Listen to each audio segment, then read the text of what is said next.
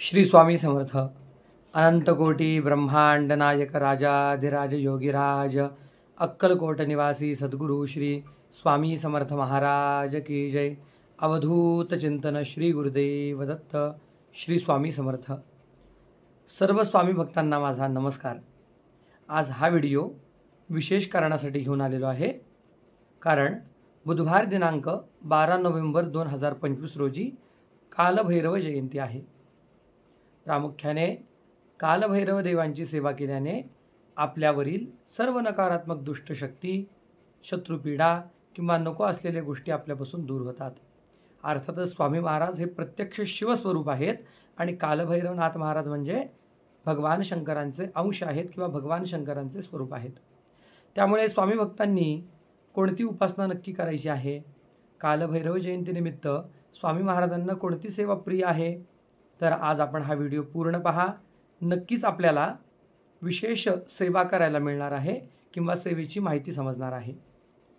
तर प्रामुख्याने 12 नोव्हेंबर रोजी जी कालभैरव जयंती आलेली आहे, या कालभैरव जयंतीच्या आधी साधारण 5 दिवस म्हणजेच 8 नोव्हेंबर ते 12 नोव्हेंबर या कालावधीमध्ये आपल्याला भगवान शंकर, स्वामी महाराज आणि कालभैरवनाथ महाराज यांची सेवा करायची आहे। अर्थातच रूप जरी वेगळे असतील तरी स्वरूप मात्र एकच आहे किंवा तत्व एकच आहे, शिवतत्वच आहे। त्यामुळे आता ही सेवा नक्की का करावी याचं प्रमुख कारण म्हणजे काय, तर अर्थातच आपल्या आजूबाजूला काही नकारात्मक दुष्ट शक्ती असतात, बाहेरील बाधा असतात, आपल्यावर कोणाची वाईट नजर असते किंवा असे एखादे व्यक्ती असतातच की त्यांना आपलं चांगलं झालेलं पाहवत नसतं। लोकांच्या मनामधील वाईट विचार निवारण करण्यासाठी, आपल्यावर स्वामी महाराजांची अखंड कृपादृष्टी प्राप्त होण्यासाठी आणि आपल्या वास्तूचं, आपल्या कुटुंबाचं संरक्षण होण्यासाठी विशेष सेवा सांगणार आहे। प्रामुख्याने कालभैरवनाथ म्हणजे भगवान शंकरांचे अत्यंत उग्र स्वरूप आहेत। भगवान शंकर तेवढेच भोळे आहेत। जर भक्तांवर माया दाखवायची असेल, भक्तांवर कृपा करायची असेल, तर भोले बाबा भरपूर कृपा करतात अत्यंत प्रेमाने। परंतु त्याच भक्तांना जर कोण जाणून बुजून त्रास देत असेल किंवा सूड वृत्तीने जर छळ करण्याचा प्रयत्न करीत असेल, तर त्याच स्वरूपाचं रूपांतर उग्र स्वरूपामध्ये म्हणजेच कालभैरव स्वरूप असेल, वीरभद्र स्वरूप असेल, असे भगवान शंकरांचे जे उग्र स्वरूप आहेत ते रूपांतर त्या स्वरूपामध्ये होतं आणि आपल्या भक्तांचे ते रक्षण करतात।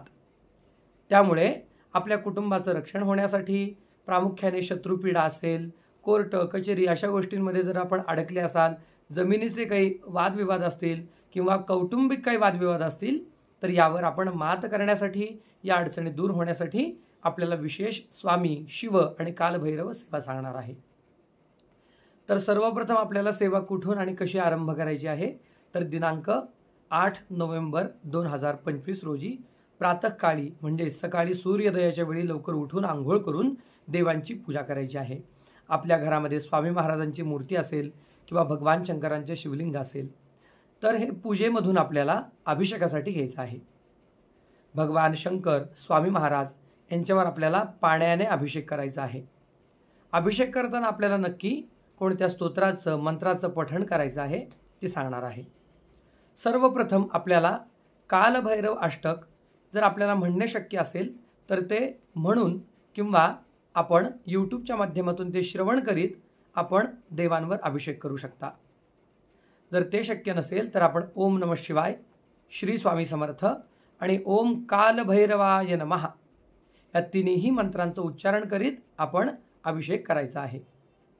साधारण 108 वेळेला कालभैरवनाथांचं नाव घ्यायचं आहे, 108 वेळेला स्वामी महाराजांचं नाव घ्यायचं आहे आणि 108 वेळेला भगवान शंकरांचं नाम म्हणजेच ओम नमः शिवाय या मंत्राचं उच्चारण करून 108 वेळेला आपल्याला पाण्याने अभिषेक करत ही सेवा आरंभ करायची आहे।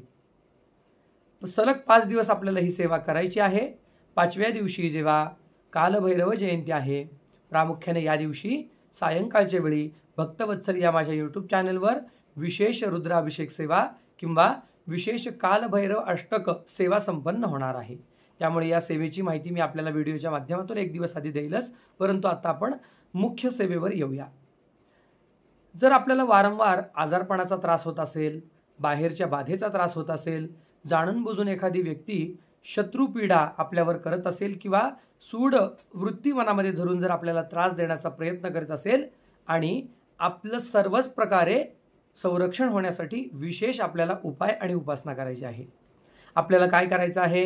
कुटुंबामध्ये जेवढे व्यक्ती आपले आहेत, लहान मुलांपासून ते मोठ्या व्यक्तींपर्यंत, सगळ्या व्यक्तींच्या उंचीच्या प्रमाणे उंची एवढे काळ्या रंगाचे दोरे घ्यायचे आहेत.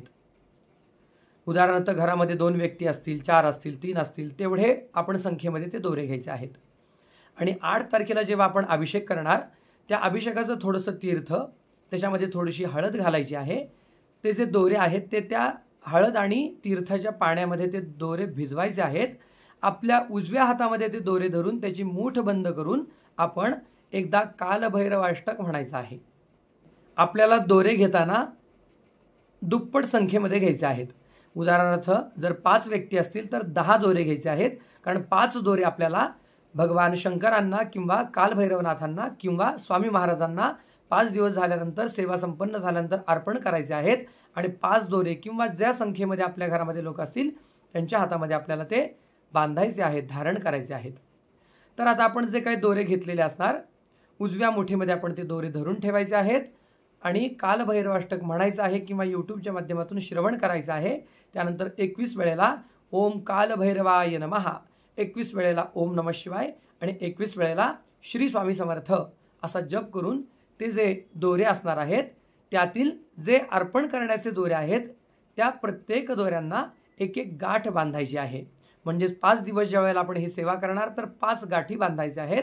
आणि सर्वात शेवटच्या दिवशी, ज्या दिवशी कालभैरव जयंती आहे 12 तारखेला, त्या दिवशी आपल्याला जे गाठ बांधलेले दोरे आहेत, तर घरामध्ये जे सदस्य असतील, उदाहरणार्थ एखादा मुलगा असेल, मुलगी असेल, 5, 6, 7 वर्षांचे असतील, मोठे व्यक्ती असतील जे 25-30 वर्षांचे असतील किंवा प्रौढ किंवा वृद्ध व्यक्ती असतील, यांचं जेवढं वय आहे त्या वयाप्रमाणे त्या गाठ बांधलेल्या दोऱ्याला तेवढ्या गाठी बांधायच्या आहेत.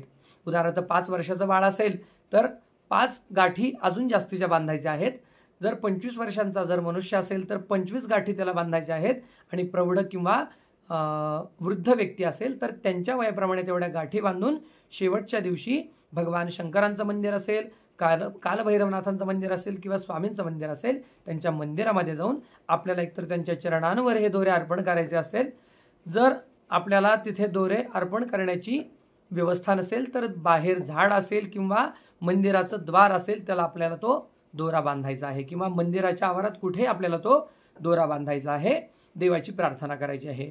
हा उपाय केल्याने नक्कीच सर्व शत्रुपीडा निवारण होतील, सर्व प्रकारच्या बाहेरील बाधा, नकारात्मक दुष्ट शक्ती निवारण होतील आणि आपलं अखंड कुटुंबाचं संरक्षण होईल. आणि सर्वात महत्त्वाचं म्हणजे जेव्हा आपण जे दोरे जास्तीचे घेतलेले आहेत किंवा दुप्पट संख्येमध्ये जे दोरे असणार आहेत, जे उरलेले दोरे आहेत किंवा ज्याला गाठ नाही बांधलेली किंवा गाठ न बांधलेले जे दोरे आहेत, जे धागे आहेत, घरातील सर्व कुटुंबियांच्या हातामध्ये कालभैरव जयंतीच्या दिवशी आपण ते धागे बांधायचे आहेत. जे पुरुष व्यक्ती आहेत त्यांच्या उजव्या हातामध्ये आपल्याला धागा बांधायचा आहे आणि जे स्त्री आहे त्या स्त्री भगिनी असेल, माता असेल तर त्यांच्या हातामध्ये आपल्याला डाव्या हातामध्ये तो धागा बांधायचा आहे. ही उपासना केल्याने भगवान शंकरांची, स्वामी समर्थ महाराजांची आणि कालभैरवनाथांची आपल्यावर सदैव कृपादृष्टी होईल. त्याचप्रमाणे आता विशेष काही मंत्र आहेत, ते मंत्रांचा आपण जप केल्याने वेगळ्या वेगळ्या प्रकारच्या आपल्या इच्छित मनोकामना पूर्ण होणार आहेत. प्रामुख्याने आपल्याला कालभैरवनाथ माहिती असतील, परंतु यांचेही 8 स्वरूप आहेत, म्हणजे 8 स्वरूप आहेत. जसं की कालभैरव आहेत, त्यानंतर उन्मत्त भैरव आहेत, कपाल भैरव आहेत, भीषण भैरव आहेत किंवा संहार भैरव आहेत, रुरु भैरव आहेत, चंड भैरव आहेत. अशा स्वरूपाने त्या भैरवांचे नाव आहेत. एक एक भैरव आपल्याला विशिष्ट प्रकारच्या ऊर्जा देत असतात किंवा सर्व प्रकारच्या बाधा निवारण करत असतात. प्रामुख्याने ज्या लोकांच्या मनामध्ये अधिक प्रमाणामध्ये भीती निर्माण झालेली असते, जर कुठे उदाहरणार्थ ऑफिसमध्ये काही मीटिंग असेल, प्रेझेंटेशन करायचं असेल, कुठे महत्त्वाचं बोलायचं असेल, जर मनामध्ये आपल्याला भीती वाटत असेल तर आता एक जप सांगणार आहे. त्या जपाचं 5 दिवसांच्या कालावधीमध्ये आपल्याला अनुष्ठान करायचं आहे. कोणता जप असणार आहे तर ओम बटुक भैरवाय नमः. परत एकदा सांगतो, मंत्र कोणता असणार आहे? ओम बटुक भैरवाय नमः. या मंत्राचा रोज 108 वेळा जप करायचा आहे आणि शेवटच्या दिवशी कालभैरवनाथांचा जो दोरा आहे तो बांधताना सुद्धा 11 वेळेला या मंत्राचा जप करून आपण तो धागा बांधायचा आहे।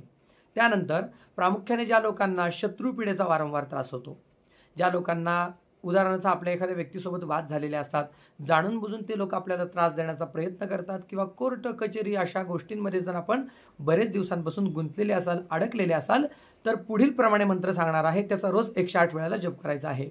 आता पुढील जो जप करायचा आहे, ओम चंड भैरवाय नमः। कोणता जप असणार आहे तर ओम चंड भैरवाय नमः या मंत्राचा 8 नोव्हेंबर ते 12 नोव्हेंबर या कालावधीमध्ये रोज 108 वेळा जप करायचा आहे आणि शेवटच्या दिवशी धागा बांधताना आपल्याला 11 वेळेला या मंत्राचा जप करून तो धागा आपल्या हातामध्ये बांधायचा आहे। त्याचप्रमाणे भगवान शंकर यांचे विविध प्रकारचे स्वरूप आहेत, तर त्यातीलच हे जे अष्टभैरव आहेत हे आपल्या सर्व इच्छित मनोकामना पूर्ण करतात। कालभैरवनाथ फक्त आपलं संरक्षणच नाही करत तर आपल्याला ज्ञान देतात किंवा दैविक, भौतिक, आध्यात्मिक अशा विविध प्रकारच्या गोष्टींमध्ये आपली प्रगती होते किंवा उन्नती होते आणि या गोष्टींमध्ये ते आपल्याला वृद्धिंगत करतात। त्यामुळे जाणून बुजून कोण त्रास देण्याचा प्रयत्न करीत असेल, कोणत्या ना कोणत्या कारणामुळे आपल्याला जर त्रास होत असेल, नको असलेल्या गोष्टी आपल्यापासून दूर होण्यासाठी सांगितलेली सेवा आपल्याला करायची आहे।